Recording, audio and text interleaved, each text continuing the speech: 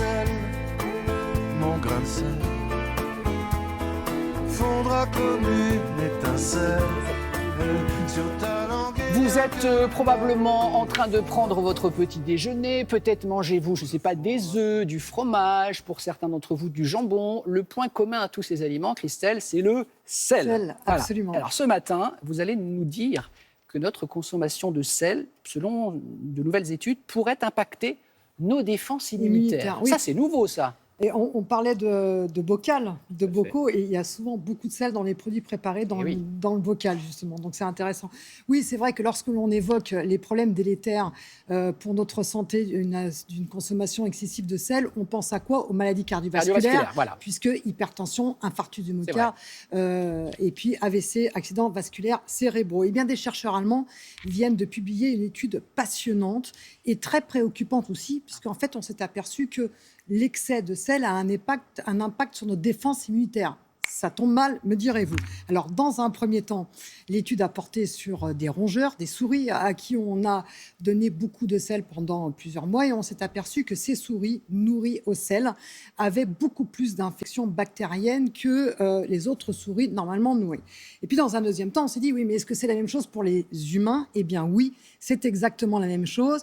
On a donné à des volontaires un régime assez salé, mais qui correspond pratiquement... Vous voyez, c'est l'équivalent de 2 hamburgers frites par jour en sel. Ouais, C'est pas énorme. Avis, on n'en est C'est pas pas loin, énorme. hein. On n'en est pas loin, Ouais, voire plus. 2 hamburgers frites par jour, quand on décortique notre alimentation, on y est. Et là, on s'est aperçu que, eh bien, effectivement, cet excès de sel affaiblissait les granulocytes. Alors, qu'est-ce que sont les granulocytes? Il faut le retenir, ce sont des cellules immunitaires très importantes pour notre santé parce que ce sont des charognards.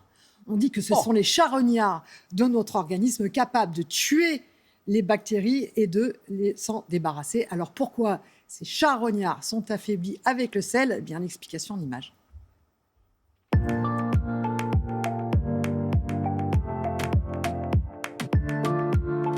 Des études récentes ont démontré qu'une alimentation trop riche en sel provoquait un dysfonctionnement de certaines cellules de l'immunité. 2 mécanismes sont évoqués. D'abord, une augmentation de la production du cortisol qui provoque une inflammation chronique. Et deuxièmement, une moindre efficacité directement de ces cellules de l'immunité qui, normalement, protègent l'organisme contre les bactéries. L'excès de consommation de sel, c'est également une augmentation de la rétention d'eau, de l'hypertension artérielle, soit un facteur de risque cardiovasculaire.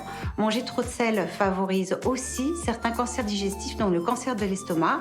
Et depuis peu, on sait que ça favorise également des maladies auto-immunes, la sclérose en plaques, la polyarthrite rhumatoïde ou le psoriasis. Enfin, manger trop de sel, c'est aussi un risque accru d'ostéoporose.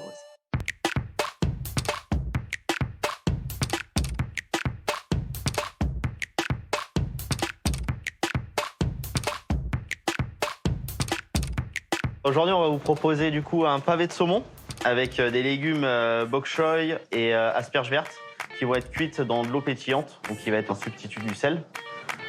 Prenons notre saumon et nous le démarrons côté peau. Pendant ce temps, on va préparer notre vinaigrette à base de salicorne, qui est une petite algue et qui est très iodée et vraiment salée. Donc on va juste la prendre et la couper en petits morceaux.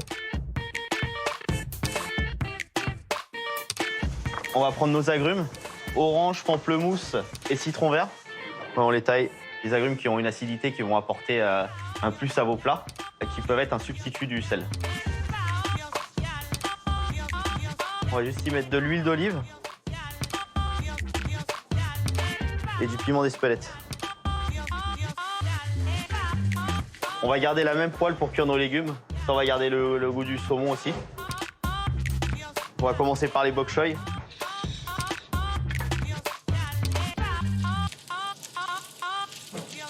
On va y ajouter l'eau pétillante. À la fin, nous allons ajouter nos pointes d'asperges. Vous avez l'avantage avec l'eau pétillante, c'est que vous gardez aussi au maximum les vitamines et la couleur du vert du légume.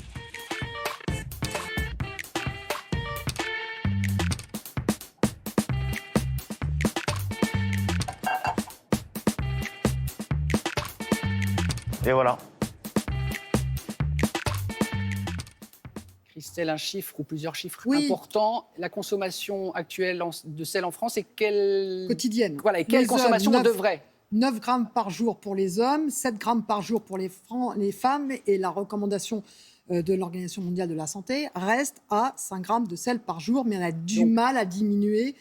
Rappelez-vous que le premier vecteur de sel dans votre alimentation, c'est quoi? C'est le pain. Le pain. Absolument. Oui. Même si normalement les parce qu'on boulangers ils ont mange réduit un peu quand même. Oui, mais on mange quand même beaucoup de pain, et donc c'est quand même un produit Pourquoi je salé. note donc que ça- les femmes, bravo, vous êtes plus proches de la recommandation que les hommes. Oui, parce Voilà. qu'on mange moins de viande et Mais on oui. met moins de sel. Bravo les filles.